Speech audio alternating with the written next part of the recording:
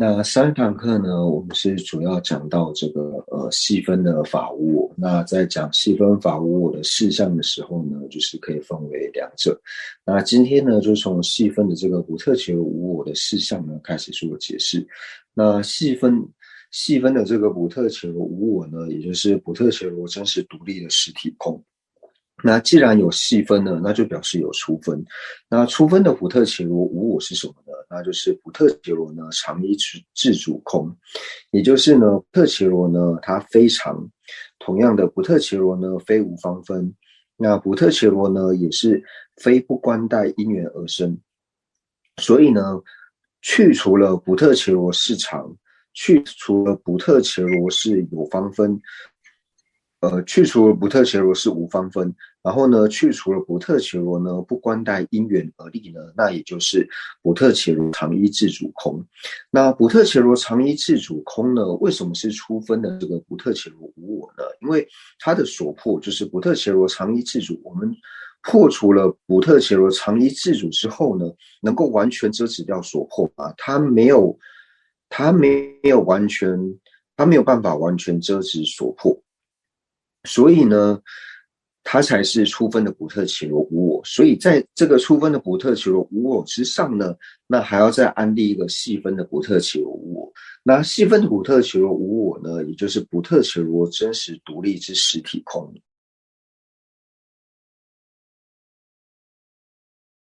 那我们在了解就是细分的不特其罗无我呢，也就是不特其罗真实独立实体空之前呢，那我们要先了解它的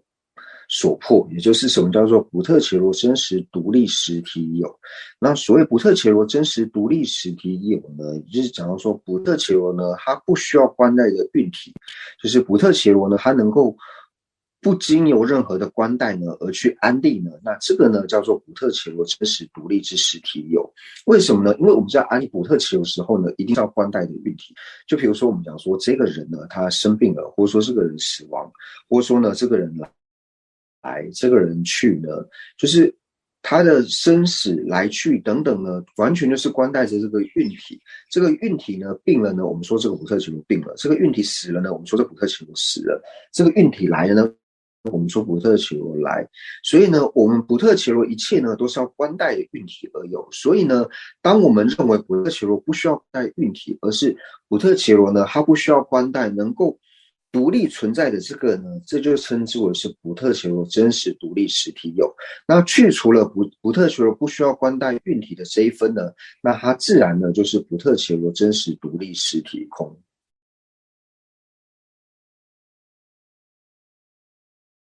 那所以呢，粗分跟细分的不特其罗这个无我呢，就是从所破粗细去区分之外呢，那另外一个呢，就是从片剂值以及具生值来分。就是呢，我们在讲到粗分的不特其罗无，粗分的不特其罗我值，也就是呢，不特其罗呢常一自主有的这个执着呢，那它是指片剂值，它并没有具生值，它一定要透由这今生呢，透由中义或是邪导师呢，然后才能够升起。所以呢，不特其罗常一自主有的这个执着呢，它唯有片剂值。那不特其罗呢，真实独立实体有的这个执着，它的体性呢是具生值，就是它本身是具生值，但是呢，也有就是不特真实独立实体有体性的这个片剂值，那就像是下部中呢，它在执着呢，不特其罗真实独立实体有这种执着呢，那这种执着就是属于片剂值。所以不特其罗真实独立实体有的执着，它本身是具生值，但是有这个不特其罗我执体性的这个片剂值。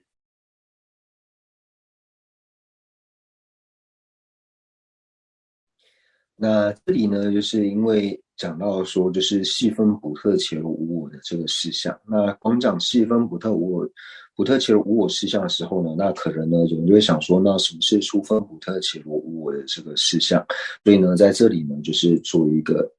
介绍。那以上呢，就是我们已经讲完了，就是生义谛的部分。所以呢，就是讲到生义谛的时候呢，讲到生义谛的这个性相，然后讲到说生义谛呢，如果去区分的话呢，能够分为细分的法无我，还有细分的不特其罗无我。那乃至于说呢，我们从法无我再来做区分的话呢，那可以分为就是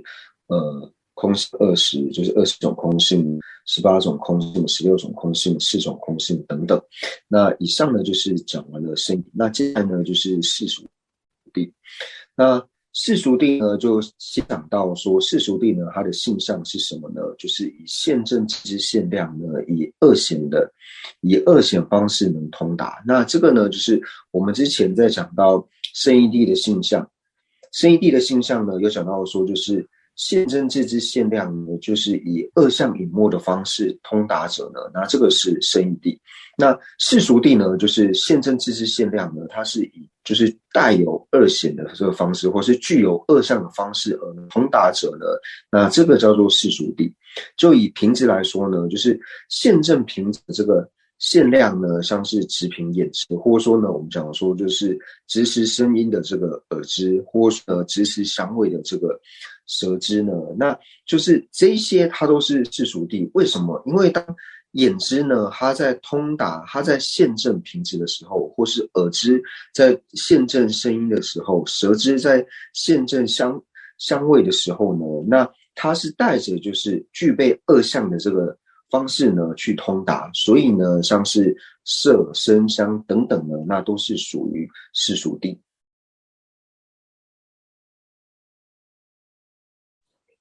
那这边呢，就是我们先再回去看一下生义谛。那这里呢，就是有一个，就是大部分呢，在学习经论的时候呢，会有个问题，就是这里想要说生义谛呢，就是加以区分的话，能够分为就是细分的法无我，还有细分的补特伽罗无我。那这个大部分呢，就是通常是没有任何意义的，就是大家都承许说呢，就是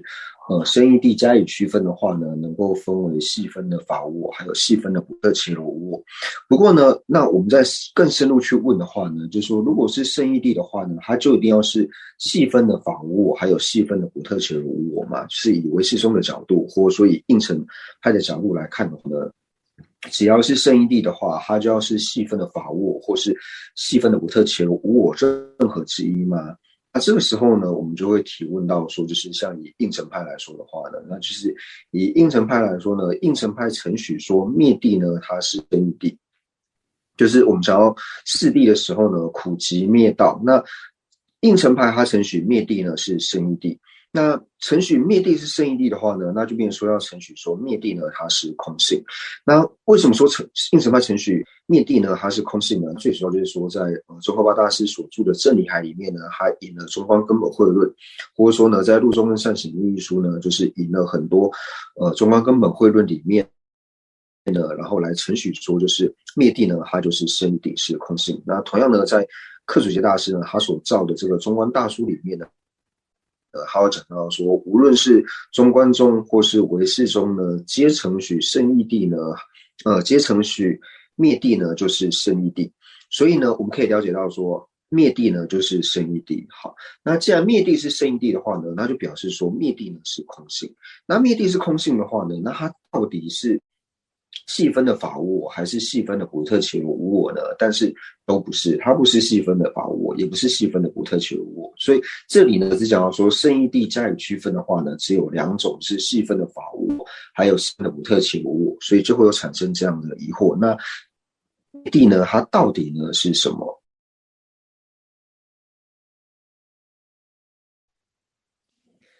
所以呢，我们就讲到说，灭谛呢，它为什么不是细分的这个补特伽罗无我呢？因为如果说灭谛它是细分的补特伽罗无我的话呢，那就要遮止呢补特伽罗真实独立实体有。但是灭谛呢，它并没有办法遮止细分的它并没有办法遮止呢补特伽罗真实独立实体有。那如果说灭谛呢，它是细分的法无我的话呢，它要么呢就是要遮止就是外境成立，但是灭谛呢也无法遮止外境成立，那或者是呢，它如果是细分法无我的话呢，它就要遮止掉就是直至之分别的去入境呢，自相成立空。同样呢，灭谛呢，它也没有办法遮止掉直至之分别的去入境的自相成立空。所以呢，就是灭谛该如何的安立呢？那在辩论到这边，就是学习到这边的时候呢，就会有产生这样子的疑惑。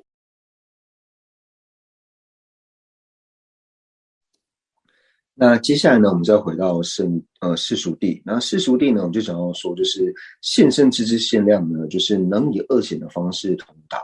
那我们刚刚所讲的呢，就像是瓶子，瓶子呢，就是能够证得瓶子的限量呢，就是直瓶眼知。那直瓶眼知在通达瓶子的方式呢，是以二显的方式通达，所以这个呢都没有问题。那会产生疑惑的呢，那就是以了知，就是以了知来说的话呢，像是刚讲到说直瓶眼知呢，它在通达瓶子的时候是以二显的方式通达，那这个没有问题。但是呢，如果说这个境呢是了知的时候，比如说以直瓶眼知本身来说，现证直瓶眼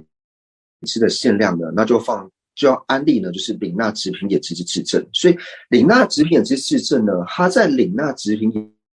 眼知的时候，它在现证直瓶眼知的时候呢，并不是以二显的方式通达。为什么？因为我们前面在学生类学就已经讲到，凡是质证呢，它必定是以二相隐没的方式通达。所以呢，如果说这个境呢是了知的时候呢，那能够现证之限量呢，那就是安立这个能够领纳它的质证。那能够领纳它的质证在通达它的时候呢，一定是以二相隐没的方式通达。而且呢，我们也知道说，像是直瓶眼知等等，它也是世俗谛，所以这个时候呢，就会探讨说，那像是直瓶眼知呢，那通达它的这个限量领那直瓶眼知的这个质证呢，到底是否能以二显的方式通达？但是很显然没有办法，因为呢，只要是质证，它一定呢是二相隐没的方式通达，所以在讨论性相的时候呢，会提出这个问难。那不过呢，人们界说就是在辩论场里面呢，就是会有这样子的问难。不过人们界说以他自己思维呢，他会觉得说，这里讲的二显呢，二显还有说我们在讲到说二相隐没，或者说我们在讲到质证的二相隐没呢，我们在理解的时候呢，是完全不同的理解方式。因为呢，我们在讲到说质证呢，它在领纳了知的时候呢，它是以二相隐没的方式呢去通达，是指说境和有境二者呢，它体性并非相异，所以它的境和有境体性并非相异的缘故呢，所以叫做二相隐没。跟这里呢，我们所讲的就是世俗谛呢，它的现证之限量呢，以二相具足二相的方式去通达。那这里所讲的具足二相，这边的二相指的呢是世俗相。所以呢，在字面上看起来，就是质证的这个二相隐没，还有说这里世俗谛的这个二相隐没呢，就是在字面看起来好像是相违，但是以意思来说，并没有相违。因为我们要说，如果说我们是以世俗相来理解这个二相具有二相的话呢，那其实没有错。因为呢，领纳直瓶眼知之质证，它在通达直瓶眼知的时候呢，一定是以具足世俗相的方式呢去通达直瓶眼知，它不可能以具备就是二相隐没。那具备二相隐没的话呢，那就是具备生意相。那具备生意相的话呢，那就会有凡夫心绪之中呢，具有能够通达生意谛的了知的过失，能够现证生意谛了知的过失。所以从字面看起来呢，似乎是相违。当然说在辩论的时候呢，也可以去做这样子的问难。不过呢，从意识上来讲呢，这里所讲的二相显现，还有说质证所讲的二相隐没呢，它的意思呢是完全不一样的。一个是指说质证的二相隐没是指说境和有境呢体性相异，所以体性并非相异，所以呢是二相隐没。那这里讲的二相能够通达呢，指的呢是指说具备了世俗相，所以具有二相能通达者。那我们呢，就是先来解释呢，这里讲到说就是世俗谛的这个性相。那世俗谛的性相呢，讲到说现证之之限量呢，以二显方式呢通达。那什么叫做以二显方式呢通达呢？就是我们一般在讲到说就是二显，有的翻作二显，那有的翻作二相，就是显现这个形象。那什么叫做就是具有二相或是具有二显呢？具有二显或是二相的意思呢，就表示说它具备了世俗相，具备世俗相而通达者呢，叫做具二相而通达，或者是说呢，以二显的方式通达。那就讲到说，刚刚讲到说直瓶眼知，直瓶眼知呢，它在通达瓶子的时候呢，是以具二相的方式通达。为什么呢？因为直瓶眼知呢，它在通达的瓶子呢，它所显现呢是平直的相，所以它所显现的呢是世俗相。它为什么不是二相隐没呢？因为呢它并不是显现了胜义相。因为呢如果直凭眼知它显现了，它如果是二相隐没的话呢，就比如说它显现了胜义相，那显现胜义相的话呢，它就要显现空性。那就是说直凭眼知呢，它要现证空性，所以这个是没有办法的。所以直凭眼知呢，它在显现平直的时候呢，是以具二相的方式，也就是以二显的方式通达，因为它所显现的是平直的形象，所以它所显现的呢是世俗相。那以空性来说呢，就是现证智之现量，能够现证空性的现量呢，那就是圣根本定智。那圣根本定智呢，它在显现的时候呢，它只会显现空性，所以它只会显现了胜义相，它并不会显现世俗相。因为呢，它唯有显现世俗相，因为它的境就是唯有空性，因为唯有空性的缘故，并没有现起世俗相，所以呢，它就是二相隐没。所以二相呢，它二相的意思呢，所指的就是世俗相。具有世俗相呢，叫做具备二相或者是二显。那不具备世俗相呢，就叫做二相隐没。所以这边所讲的二相或者是二显呢，就是这里世俗谛的性相里面，它后面讲到说，能以二显方式通达，或是能以二相具有二相的方式通达呢，那这个呢叫做世俗谛。那就是刚刚呢，主要是以讲到说，就是世俗谛呢，它为什么叫做世俗呢？就是讲到说，它是显现了世俗上的缘故呢，所以叫做世俗谛。那这里呢，就要说为什么称之为是二相呢？那二相呢，其实讲到二相的时候呢，它会有另外一个解释的方式，我们就以唯识宗呢来解释的话，就是讲到说，直凭眼知呢，它在显现平直的时候呢，除了显现平直呢，就是显现这个世俗相之外呢，那以唯识宗来说，它同样呢也会显现就是外境成立，就因为同时显现了世俗相以及平直是外境成立这两项缘故呢，所以叫做具备二相。那以中观宗来说的话呢，就是同样的直凭眼知呢，它在显现平直的时候呢，它会显现平直第十成立，所以这个叫做显现二相。那虽然说呢，我们在解释的时候是说，因为它同时显现了世俗相，或者说它显现了它同时显现世俗相和同时显现了这个第十成立，或者是说呢外境成立，所以叫做显现二相。但是实际上呢，它只要具备一个就可以，它无论是显现第十相，或者是呢它无论它是显现了第十成立呢，都可以称之为叫做具备二相。唯识宗它不承许外境成立啊，他所见的，比如说他的那个，只是他的唯相内缘，他的定义对吧？他的性相只是唯相内缘，那就是说他所见的只是在内的，用简单话就说他的见分见到他自己的相分。那你要说把外境出来了，那就不太符合他的定义呀。我不知道我这么理解对不对，因为我觉得既然是唯识宗，那他肯定是他的见分见他的相分呐。你把外境扯进来，我好像感觉不能太跟定义不太相符这一点。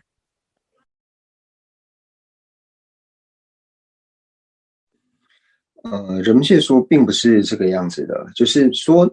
唯识宗它虽然不承许外境成立，但是呢，它还是可以承许说眼知它所见到平直的时候呢，能够见到平直外成立，而且这个不要说是唯识宗，乃是应成派也是一样。应成派呢，它承许呢诸法呢都非第十成立，但是应成派呢也承许说，就是我们的眼知在看到平直的时候呢，会显现平直第十成立，这个是不会有相违的。虽然说它不承许第十成立，但是它承许说我们的眼知在看到平直的时候呢，会显现第十成立，这是不相违的。唯识宗呢，它虽然不承许外境，它虽然承许呢诸法呢都是核心呢是同性的，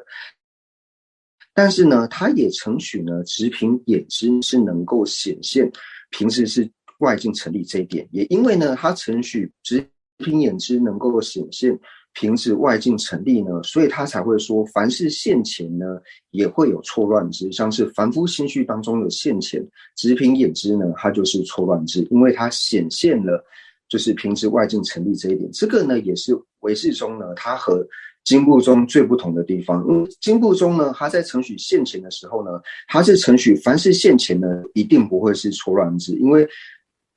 经部中它在安立现前性相的时候呢，它的安立已分别且无错乱的两支，所以经部中在安立现前的时候呢，它是安立现前一定是不错乱之，但是唯识中并不这样子承许。不承许的缘故呢，就是虽然它不承许外境成立，但是它承许眼知是能够显现外境成立的缘故，所以眼知呢是错乱之，所以凡是现前呢能够不一定是不错乱之，现前分为错乱之和不错乱之，最主要的原因呢，也是在这里。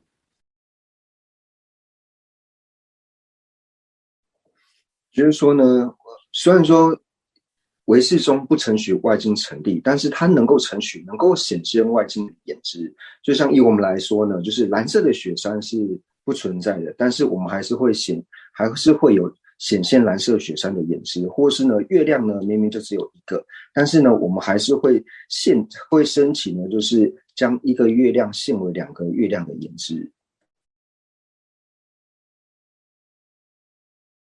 那说二相呢，是不是指能取相和所取相呢？那荣介说这个不是，这是完全不同的理解方式。就是在这里呢，就是以二显来分呢，会比较合适。就是二显呢，表示它所显现，所以它并不是提到能取相和所取相这样。因为在能取相和所取相的时候呢，最主要是讲到这个自证的部分。所以这边在讲到二显通达的时候，它主要是讲说显现这个形象，所以跟能取相和所取相是没有关系的。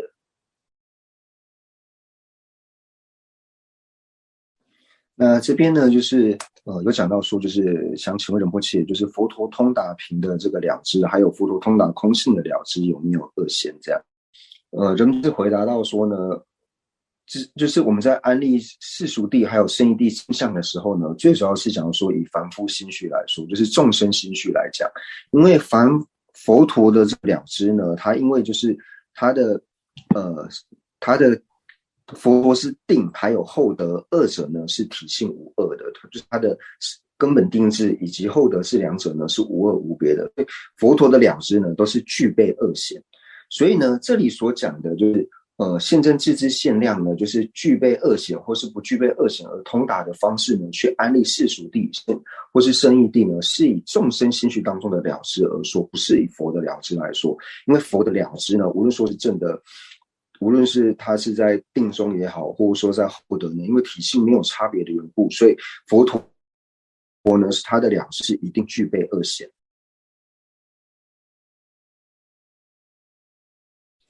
所以呢，我们在安立说一个了知呢，无法同时通达圣义谛和世俗谛呢。那最主要呢是讲说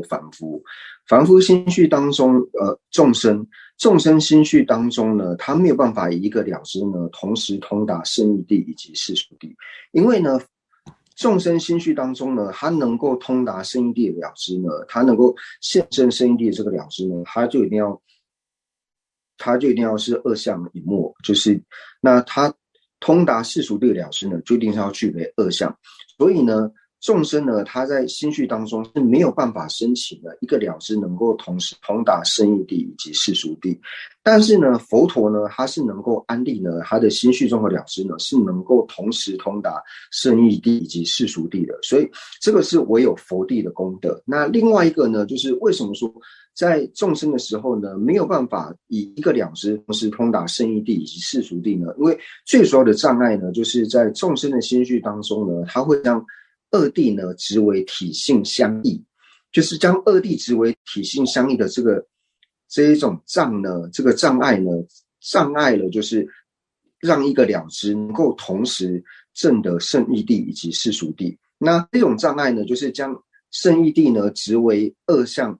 将圣义谛的体性呢执为相违的这个障碍呢，只有成佛时候才能够断除。所以成佛的时候呢，为什么说成佛的时候呢，他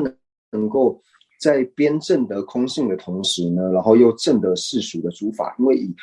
佛陀来说呢，它的根本定智以及世俗以及后得智二者呢是没有差别的。但是凡夫呢，就因为有了这个将二谛视为相异的这个障碍的缘故，所以在进入根本定智的时候呢，不会显现世俗相。那在后得智的时候呢，没有办法现证空性。最主要也是因为这个障碍没有办法断除。那这个障碍是唯有在佛地呢才能够断除。所以在经里面呢，就有提到说呢，大象坐时也入定，大象走时也入定。那这个大象指的是指说佛陀，就是说佛陀呢，他无论是行住坐卧，任何时候他都处在这个圣根本智当中。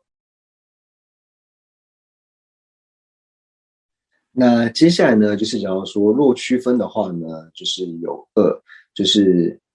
依他起性，然后遍计所持性所摄的两种世俗谛。那第一个呢，就是依他起性与有为法同义。那仁切呢这边就是在跟大家就是用比较容易了解的方式做解释。就是我们呢刚讲到说，就是所知呢它能够分为就是圣义谛以及世俗谛。所以仁切的右手呢指两个手指头的呢，那两个手指头呢，一根代表圣义谛，那一根呢代表世俗谛。那世俗谛呢，那另外一边三根手指头的呢，那就是依他起、遍计执还有缘成识。所以大家先把这两个记起来，就是两根手指头的呢指的是世俗谛和圣义谛，那三根手指头的呢指的是依他起、遍计执还有缘成识。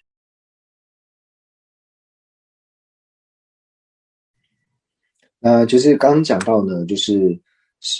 可以分为圣义谛以及世俗谛。那另外一边呢，就是讲到说，就是依他起、遍计执以及缘成识。那缘成识呢，它和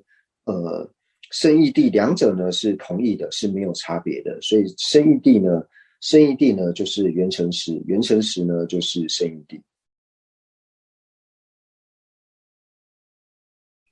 那所以呢，我们这边讲到说，就是圣义谛还有缘成识呢，两者是同义的。那所以呢，这边呢就剩下依他起还有遍计执。那只要是依他起呢，它一定呢就是世俗谛。所以依他起呢一定是世俗谛。那以遍计执来说的话呢，那遍计执呢，它分为两种，就是它分为就是存在的遍计，还有不存在的遍计。那所以不存在的一切不存在的呢，都能够收摄在遍计当中。那存在的遍计呢，那简单来说呢，就是非空性的常法呢，都是存在的遍计。所以呢，依他起还有存在的遍计呢，全部都是世俗谛。那为什么说依他起呢，一定就是世俗？因为我们要说依他起呢，它不会是空性嘛，而且如果是空性的话，它也只能够是常法，它也就只能够成为了圣义谛。所以呢，依他起它不可能会是圣义谛，因为它并不是空性。那另外一方面呢，它依他起呢，它因为不是常法，所以它是这些无常法的缘故呢，所以它就只能够是世俗谛。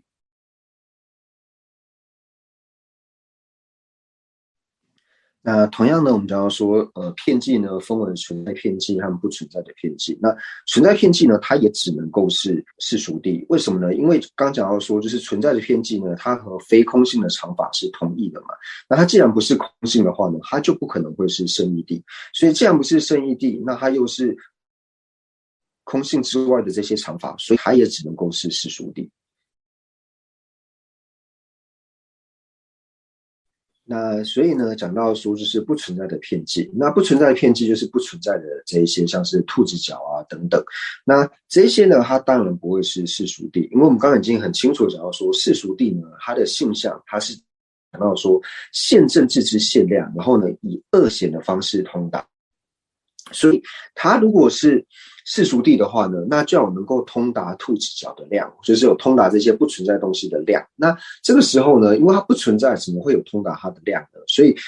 不存在的遍计呢，它不会是世俗谛，因为没有一个能够现成它的性量。因为它不存在，所以它无法通达，而且它要以恶行的方式去通达。它既然都不存在的时候呢，如何去通达？所以才会讲到说呢，世俗谛呢，它它又能够分为就是依他起以及呢存在的片剂这两种。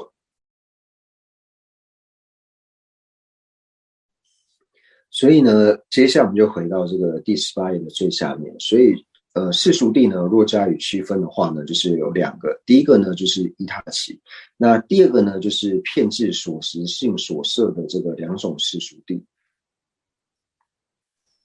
那第一个呢，就是与有为法同义。第一个就讲到说，依他起呢和有为法，就是和无常呢是同义的。那第二个呢，就是片剂所执所摄的世俗谛呢，那片剂所执所摄的世俗谛呢，就是非空性的这些无为法，就是非空性的常法，二者呢是同义的。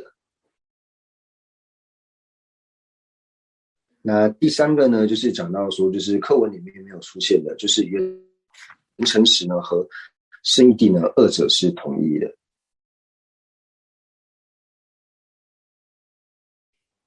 所以在这边呢，最主要解释的内容呢，就是将依他起缘成实片剂执呢，它是如何收摄到二谛的内容。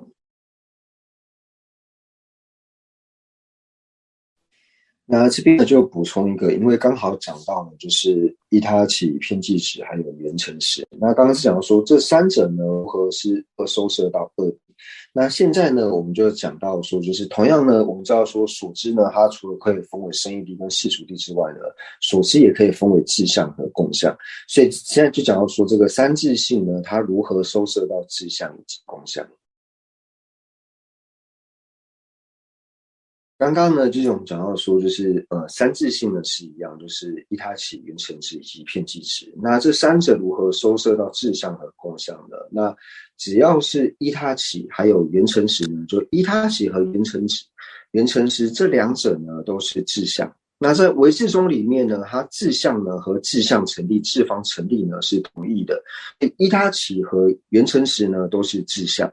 那片剂执呢？片剂执有一分呢是共相，有一分呢并不是共相。那这共相的那一分呢，就是刚才所讲到的存在的片剂。因为存在的片剂呢，它就是空性以外的常法，所以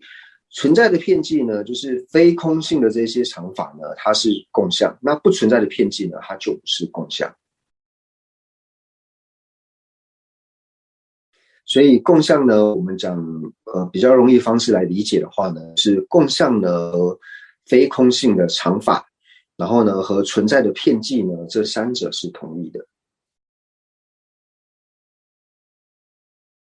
那以上呢就补充完了，就是依他起、成实还有片剂执呢，如何收摄到就是智相和共相当中。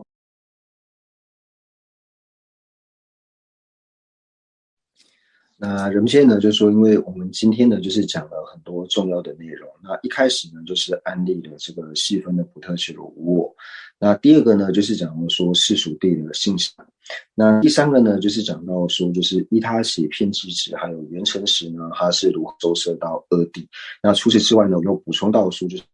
是依他起、缘成实还有片剂执呢，就是如何收摄到智相以及共相的。那这些呢都是很重要的内容，那所以呢就是我们这边就是稍微休息个5分钟。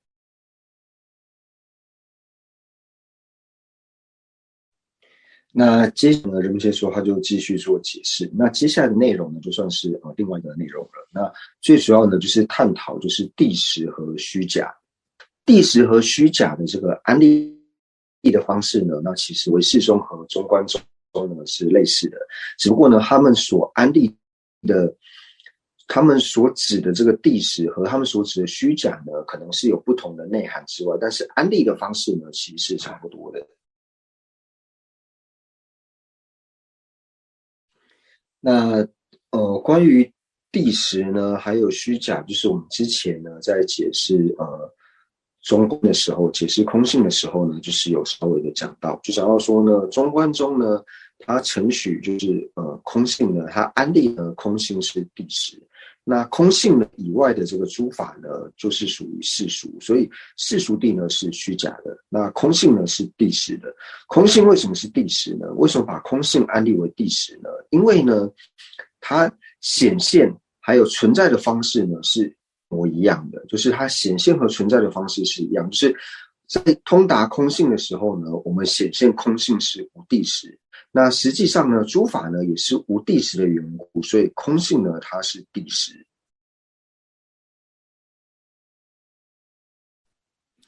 那接下来呢，我们讲述到平质，平质呢是世俗谛。那平质是世俗谛，它是虚假的。为什么说平质呢，或者说世俗谛呢是虚假的呢？因为它显现的方式呢和存在的方式呢不相符顺。因为我们刚刚讲到说呢，平质呢在直平眼知显现的时候呢，会显现平质呢是地实成立，但是呢所显现出来的直平眼知所显现的平质呢是地实成立，但是平质真实存在的方式呢是以地实不成立的方式存在，所以它显现的方式和存在的方式不相符顺的缘故呢，所以叫做虚假。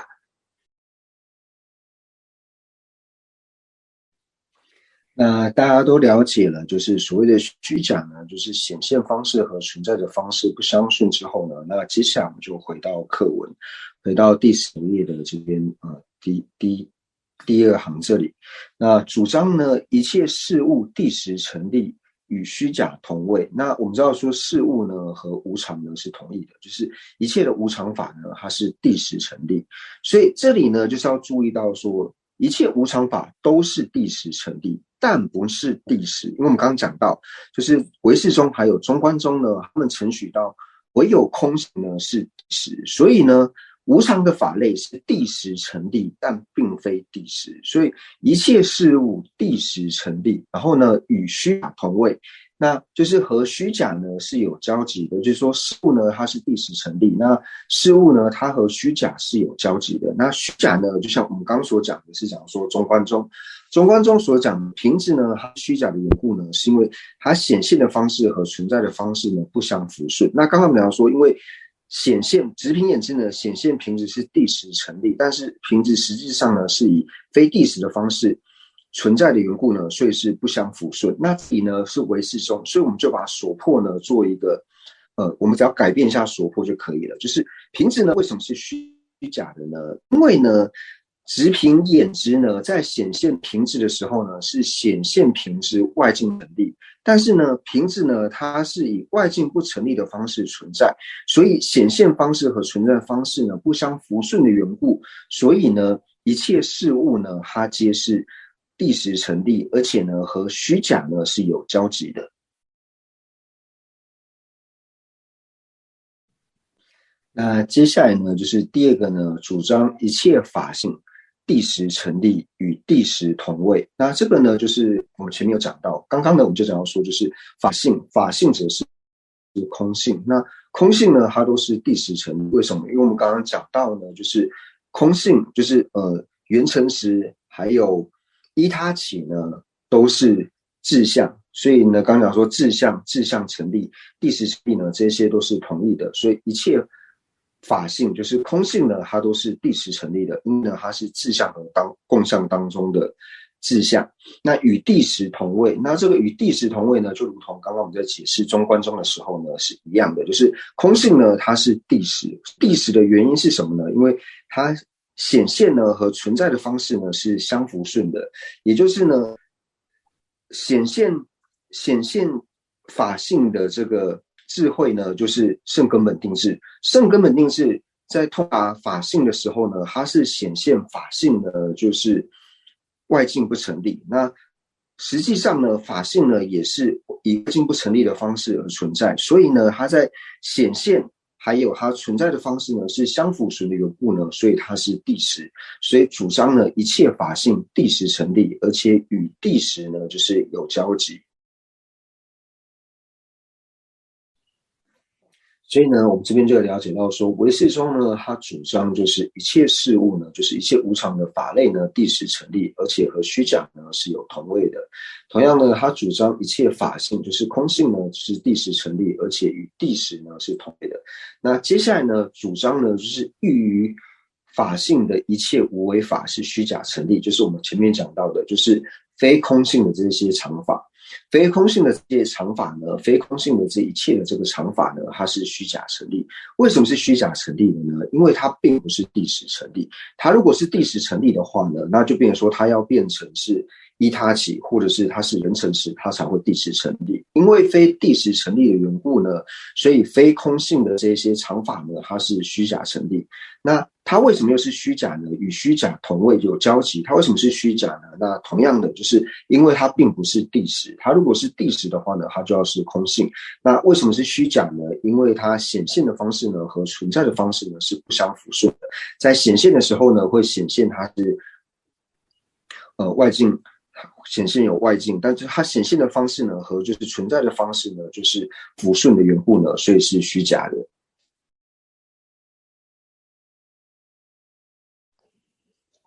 所以这里呢最主要就是告诉我们说，唯识宗里面呢就是关于就是依他起、缘成时还有片剂值呢是如何收摄到就是虚假以及第十的。那这个呢，就是至于虚假和第十呢，那所安立的方式，就像我们之前在学中观宗的时候呢是一样，就是显现的方式和存在的方式呢互相符顺呢，那就是虚假。那显现的方式呢和存在的方式呢相符顺的话呢，那就是第十。那至于说就是显现的方式，还有说就是存在的方式呢，就是符不符顺呢，那这个呢就牵扯到就是唯识宗的见解以及中观宗的见解。所以这边以唯识宗见解来看的时候呢，就是显现的方式就讲说它是否显现，就是加上所破，它是否显现就是外境成立。那如果说它显现外境成立，但实际上呢外境并不存在的这种不相符顺的缘故呢，所以它就是虚假。那显现它非外境成立，那实际上呢它也是非外境成立，这一种相符顺的呢，那就是第十。那这里呢，就想请问仁波切，就是唯识宗承许就是诸法皆是自方成立吗？那仁波切就回答说呢，就是以唯识宗来说的话呢，诸法并非是自方成立，诸法呢是境上自方成立，但并不是诸法都是自方成立。因为呢，如果是自方成立的话呢，那叫非分别心所安立呢，那才是自方成立。因为呢，以唯识宗来说呢，片剂值呢，它并不是自方成立。片剂值为什么不是自方成立呢？因为它如果是自方成立的话呢，它叫非分别心所安立。但是片剂值这个值是指什么呢？就是为分别所安立，所以说片剂值。那它如果是自方成立的话呢，它叫非分别心所安立。那这个时候就跟片剂值的这个意思就完全不一样。